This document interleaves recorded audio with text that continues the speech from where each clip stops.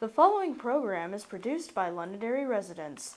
The views and opinions expressed are not necessarily the views and opinions of the LACTV staff or its volunteers, and should not be considered an endorsement by CTV 20 or its staff and volunteers.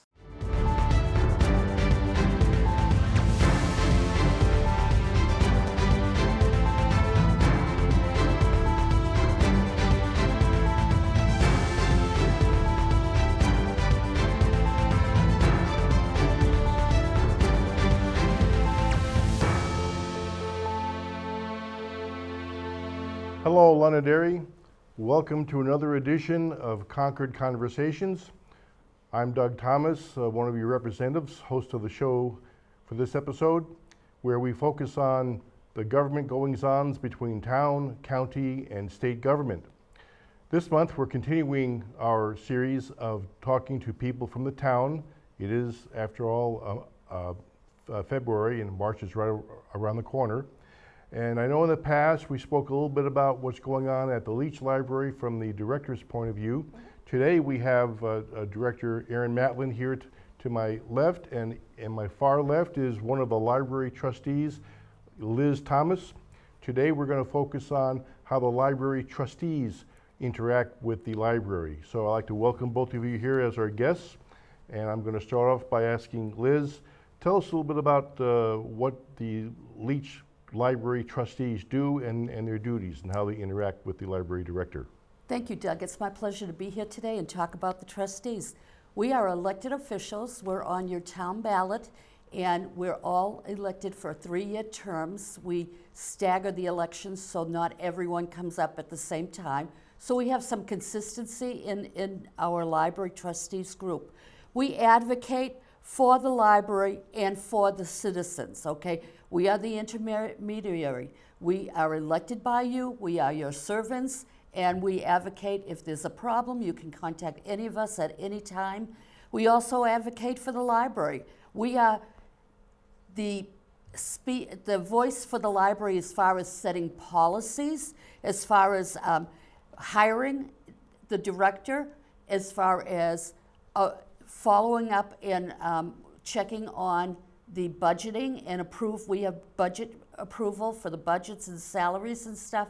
So we're in the back end of the library working with Erin's task of directing the library, and she works with the front end with all her employees and with the customers, which are our members here in Londonderry. And so what we do is, we'll have elections coming up in March, and some of us will be running, and again, there'll only be a few because we can have consistency by staggering our elections. We set the policy, we set the tone, we have approval of lending policies and, anything that to do with the policies within the library itself. We do approve of contracts, as not labor contracts, but contracts for maintenance and stuff like that. So we do approve. So we're the rubber stamper, and Erin determines where the budget's going to go and how we can best serve the community with a financially, fiscally conservative budget that we can, not have to pass a lot of costs to the taxpayers if possible. And so that's what we do. Erin? Thanks, Liz. Erin, tell us a little about your interaction, like when you first came into the library and you had to meet the library trustees, and I'm sure not everything is automatically approved by the trustees. You have to go in there and focus on what programs you want and convince them that this is the way to go. So tell us a little bit about how that interacts, things that you want to do, things that you can do by virtue of your position, and things that you have to report to and get approval from the trustees. Sure. I know Liz was talking about the budget, so that's one of the things. When I first started, I started at the end of a September month, so we were already into budget preparation. And so I kind of came in that process somewhat in the middle. And at the time we had a different group of trustees But we essentially created a budget, like I do every year. I create a budget based on the needs of the library, and that goes from programming, community needs, what the community is asking for, as well as what the building needs, maintenance, things of that nature. Things that always come up, like fire extinguisher inspections, things like that, that sometimes aren't on the forefront but are always happening. Those kind of things are always happening. So I always bring the budget to the trustees with my recommendations, as I did this year, and I present to them what the needs are and why we, either increased or decreased or moved, monies from line items. And then there's usually a series of discussions over a couple of meetings on what that looks like. And then it is approved by the trustees, the final budget that I present to the community. So that was one of the things when I first started that I was thrown into. So it was a lot of learning, but it was great. It was a great learning process. And every year I feel like I'm learning something new about our budget and the process and how that works. And of course, as the town procedures change, my presentation and our needs are adjusted as well. So, and then I also work with the trustees on, like Liz had mentioned, contracts. So if we have, for example, if we're doing a big project in the library, which currently we don't have anything planned, but if we were to, let's just say we needed to replace carpeting or something, that's something that we would obviously need to follow the town procedures for, and then I would bring those kind of things to the trustees to keep them aware. I recently brought some invoices to them of things that needed to be done in the library, so that they're aware of what's happening. So it's not so that they're aware of the spending piece and also the maintenance piece as well. When it comes to programming, my staff is amazing at planning programs. They do a really great job. They work on them quite thoroughly. We did a kind of a very low scientific study, if you will, of our programming, and we figured out that it takes about 11 hours to plan a program from beginning to end. And that beginning is, figuring out what the program is, either contacting a performer to do that program, and then what does that look like? Any contracts or things that we have to sign with them? Is there a cost? Where is it going to be? When? And so forth and so on. And so that does take time every time we plan a program. And we do share those programs with the trustees. We welcome any sort of suggestions of programs. We've had people contact us, performers, and all sorts of things that contact, just in the library world, that contact us about programming. But we definitely share those ideas with the trustees, and we ask, I think you guys have been coming to some of our programming to see what that's like, which is great to have the trustees there available to answer questions from the public if need be, or just to see the interaction of the community with my staff and the program. So I think that's going well. So yeah, I really enjoy interacting with the trustees. I love working with the community. We've been focusing a lot this past year, and I would like to continue to focus on our outreach. I think that's really important, especially now that we've joined the consortium. We even have more the ability to do even more outreach and connect with other libraries on that. So I'm excited to continue that. We just planned our spring programming, so that'll be coming out as month to month as we do. Which is so nice to think of spring when we're surrounded by ice and snow. So that's exciting. And then to be honest, they're already planning summer programming. So busy with programming. Maybe we'll hear a little more about the consortium a little bit later on in the program. But right now I'd like to say, Liz, I know that there are a lot of new members in the trustees, and we know that there's it's run like a regular town committee is run. There's some growing pains. They're all volunteers there. A lot of people were new. Tell us a little bit about some of the changes and some of the improvements that the trustees are making as they get more experience along the way in running the meeting, because after all, in a sense, the trustees form sort of like a separate government, because the library runs on its own and the trustees run the library. So tell us a little bit about some of the upcoming changes. I'd love to do that. What we've been doing is, when I first came on, most of us were pretty new, and it seemed to be almost like a club, okay? And what we determined over a period of time, that things were getting stale as far as our policies. They weren't being, we weren't updating our policies and stuff. So in the last probably 12 months, we've gotten, very busy. Some of the trustees are fabulous. They all have strengths on their own, and together they make a great group. And so we're working on updating all our policies to make them fresh and current, making sure that, and I got to tell you, the library, Erin's doing a fantastic job. Her group, they're all happy. Every time I go in there, it's like a breath of fresh air and sunshine, and they really love their job because they love their boss, But the programming, when I first came on, I was told I need to run by friends because they were just disappointed that there wasn't much going on in the library, especially for the different age groups. So, I ran. I had to wait for the elections. I ran. I'm going to tell you, by the time I got elected, I said, why did I do this? Because they have fantastic programs for every age group. I mean, you go in their children's room, they adopted a mascot, Oscar, the turtle. And I mean, the kids love him. They love the family. The children's room is a great area where kids can not only see books, but there's toys and they can interact. It gives them they're developing because they're learning how to interact with other kids and stuff. The other thing is it's opening their eyes to new and wonderful things in the world through books. And that's what a library does. It brings people into the world and gives them another point of view that they may have never known about. And so we have great programs for the young adults too. And after school, we have study rooms. And we're right across the street from the library, from the high school and the junior high. And we all know that it takes usually 2 incomes to raise a family anymore. And so what happens is a lot of time we call them latchkey kids, where they're, after school they're on their own. A lot of them get dropped off or walk over to the library.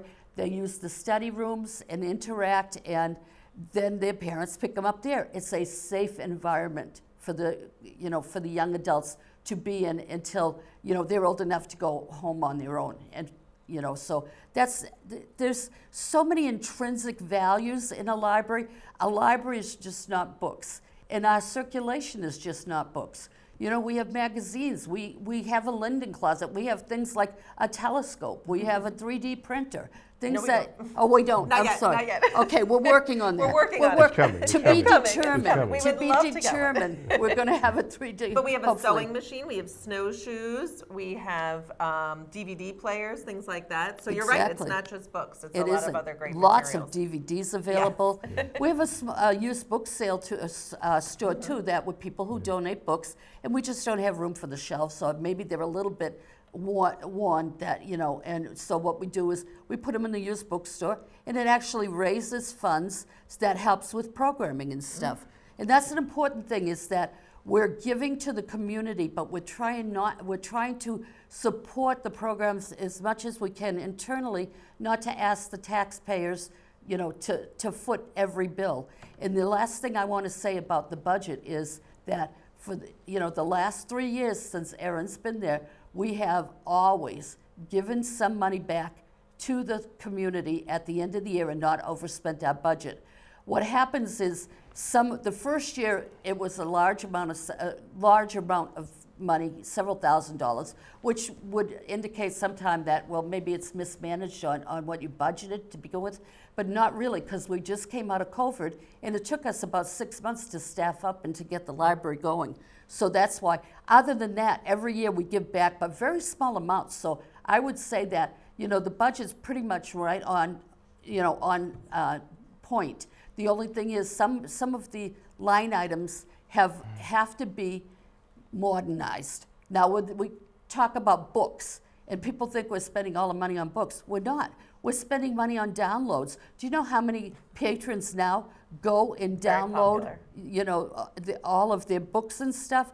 It's a service that they love, and so, but it also there's a cost to everything. Since So- you bring it up, Liz, the budget, on a more serious note, kind of run us through what the trustees do when they look at the upcoming budget and how they interact with the budget committee when they go over all those line items, and Erin as well.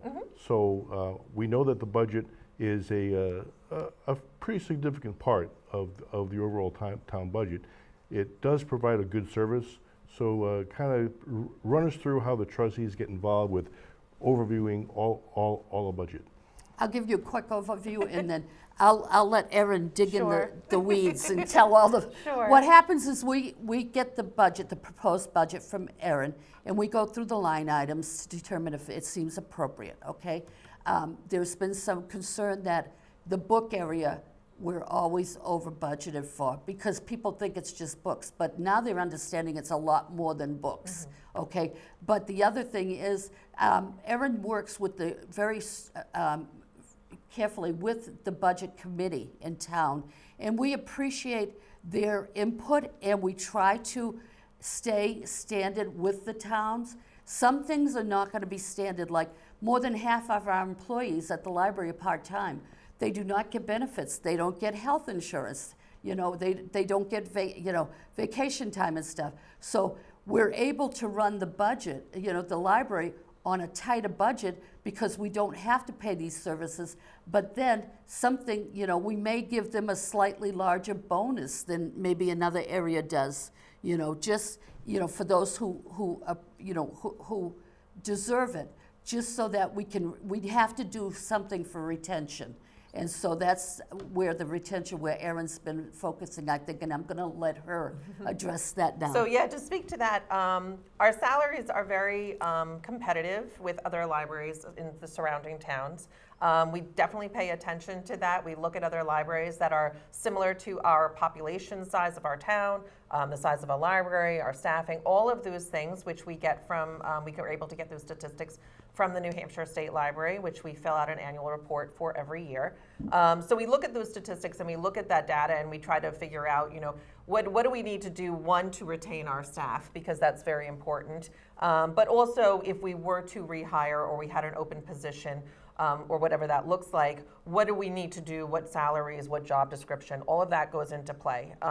Whenever we have an opportunity, if a staff member does decide to leave or move on in any way, I always look at that job that has become vacant, and I look at it and I say, do we need it in here, where can we do better, and what does that look like? And we always try to reevaluate that position. Sometimes it could stay the same, and it could be a rehire, or it could change completely. And that all is dependent on our needs with the community, our needs in the building, our budget, obviously huge. And we try to take a look at all of that. When it comes to the budget, we do, as I mentioned, present that to the trustees, and there is a review that goes over. We look at the line items. I do want to speak to the book budget, the book line really quick. It is labeled books, and it's kind of deceiving because out of that line item comes more than just books. It's our databases, it's our Library of Things collection, it's a number of things that comes out of there. So when you look at that amount of money, it's not just books that's being spent on it, it's that money is going to other services in the library. And I actually am going to be working with finance to try to change that title so it's a little more clear to our community. So, but I'm happy to answer anytime what comes out of that line item and exactly what's paid. And that line item does seem to get overspent from year to year, and that's based on a lot of things. It's based on the needs in our community and what our community is asking for and requesting. It's based on the cost of our own, just like eggs at the grocery store going up, our supplies also go up and our books also got up. And I think my assistant director Donna had spoken to this really at one of the town meetings, how I believe some of our materials have gone up 30% since over the past few years. So we struggle to manage that as well. It's not a perfect system because things change throughout the year.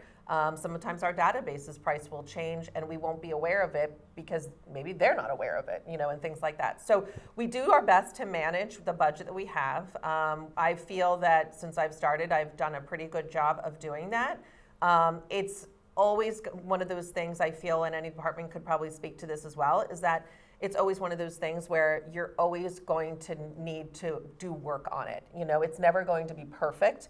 And that just because of things that happen throughout the year. I mean, you could have a boiler break and that kind of throws things for a loop, you know? So we try to prepare for as much as we can. And I think we've done a good job so far, as you mentioned. Every year we have never gone over budget, at least since I've been here. And I've actually looked back since 2005. And the library has never, I think one time, and I think it was related to, I don't even know because I wasn't director, but we've never gone over budget. We've always been very good at managing our budget. The director previous to me always did a very good job. So I feel that's something that we do have strength in, although always needs improvement, Right. always needs work. So I know that your patrons come in. Yes. And you get suggestions from time to time. Mm-hmm. You may even get some complaints time to time. Yes. So how do you handle the suggestions and the complaints in terms of the trustees? Do you have a monthly report to the trustees and tell them what's going on in that respect? And how is that played? So we do meet monthly. The Board of Trustees does meet monthly. In fact, we weren't meeting over the summer, although that's been changed. So we are going to be meeting over the summer. So every month you can come to our meeting. In fact, we have one on March 5th at 7. So I encourage patrons to come. It's every the first Wednesday. First Wednesday of the month, yes. Yeah. And so you can come if you have comments or concerns. You can certainly come at public comment and speak to that at that. Or you can certainly email me. As Liz had mentioned, you can always reach out to the trustees. If there's, I always do try to share, we always try to share positive comments with the trustees and with the community. I think that's important. If I do get complaints or concerns from a patron for people to reach out to me, I encourage them to reach out to me. I want to know what their concerns are, if they have a complaint, or maybe there was a reason for whatever it is that they experienced. And I encourage them to reach out to me, and I certainly would engage in that conversation and try to come to a resolution, whatever that looked like. If it was serious enough, certainly I would share. I've always shared that with the trustees. I think it's important for them to know. If it's just a minor thing, I don't want to bother them with the minor things. There's a lot of other things that they're working on. So, but I do try to manage those concerns or compliments within the library as much as I can. Certainly, if I feel that it needs to go further, I would absolutely bring it to the trustees. Liz, we have a few minutes left. Talk a little bit about what the trustees do at the monthly meetings, how they run through their agenda, and in terms of what you think in the future there might be coming down the line. Okay, thank you. What we do is obviously we start with the Pledge of Allegiance, and then we sit down. And the exciting thing is, I want to throw out to the community, as we have in the last 30 days, I think, we've gone live with our library trustee meetings. Well, it's not live, it's recorded. It's recorded. But you can watch them on cable here. Yes, So that's exciting. Right. Exactly. So, people, if they can't, and we're getting hits. We're getting, people are looking. yeah, They it's want to good. know what's happening in the community, So, yes, you can go on to our closest cable station here and catch the minutes of the meeting, the recording of the meeting. But what we do is we'll start with, obviously we have the reports. You have to have the director's report, the assistant director's report. Then you look at any other reports that, circulation and things. And it's been amazing. Our circulation just seems to grow every month, We've been very busy. Yeah, we have been very busy. They've been working with the same staff, and our circulation, our membership is growing. They did with the new introduction of Gmails this summer. Everyone had to get new library cards, because it's library cards that can be interactive throughout the 13 libraries that are part of our consortium. And so, but in addition, more people are now signing up and getting library cards, which is very exciting. It's great to see, because the community is growing. We know that. You just have to drive down any street and see the construction going on. That's true. But the other thing is, so is our patronage growing. And the more that we respond to their needs, the more they'll keep coming back. And so that's what we want Yeah. to do, you know? I do have to say, in speaking to something that Liz highlighted earlier, as we have new trustees that come in, there was like a past kind of casuality, I guess Yes. you could say. I don't even know if that's Absolutely, word, yeah. to the trustees. And I think that I want to give props to the trustees now and say that they've been working so hard getting things in place properly the way that they should be following. Part of that is policies. One of my goals when I started was to update all the policies, which we've been working on and they've been reviewing, which I think is great. And as new things come, we may create new policies depending on what that looks like. So that's been very exciting. But there's a lot of things that we're working on that have kind of fell to the wayside in the past. And I think the trustees have been working very hard, creating subcommittees, working on updating a lot of things, a lot of procedures, which I think is really important for the new group that may come in, or anybody just who has no experience as a trustee is very helpful. So would you say it would be extremely beneficial, even starting next month, if anyone from the public has ideas of what they'd like to see in the library? It Sure. might be a good time next month to come in on public comment Yeah. and express some of those Yeah. desires of what they'd like to see, or even express what they feel has been successful Yeah, or we'd- not successful. We'd love to hear that. We'd love to hear, especially public comment, I think is encouraged because then the trustees can hear it as well. Sometimes when I get an email, it doesn't really go that far, but it's great to have the trustees be able to hear those comments, suggestions, whatever that is, at public comment. And we do, at the meeting, we do public comment in the beginning and in the end. So if there's something discussed during the meeting, the patrons have an opportunity to comment as that as well, which I think has been a great addition to the meetings. And the one thing I want to close as far as what the trustees do, we are your eyes and ears.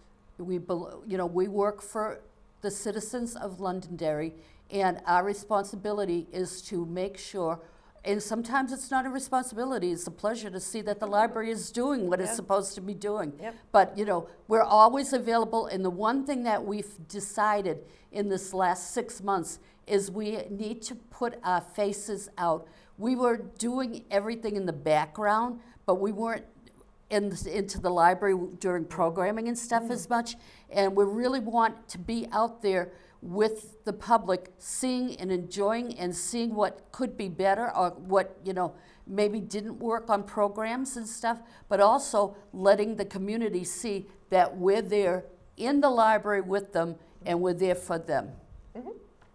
So, final word, I know I'll put a plug in for two things the library participates in. One is Old Home Days, they have Yes. a kiosk there. Yep. And the other is the Senior Resources Symposium. The I Senior think, Expo, yep. Expo, Yep. which is coming up soon, I think. Yes, I know next already. month. I feel like we just did it. Right, yeah, and you guys are always there, and the trustees show up as well to Yep, to support yep, the library. yep, So these Absolutely. final few seconds we have, you want to sum up today, and then we'll go on from there. Yeah, so I just want to thank you so much for having me. And speaking of the library and support of the library, I encourage people to come in and get a library card if they haven't had one, or if they need a new one. We encourage that as well. If you live in Londonderry or you work in Londonderry as a teacher, you can certainly get a library card. And just come check out. We have a ton of programs coming up. Calendars are out. I ask you to come and support the library. And we have an important vote in March, so come out for that, for all of the boards that are opening. And we have Friends Group. Their next meeting is March 17th, so come out and join the Friends. A lot of great stuff. I wish I had more time.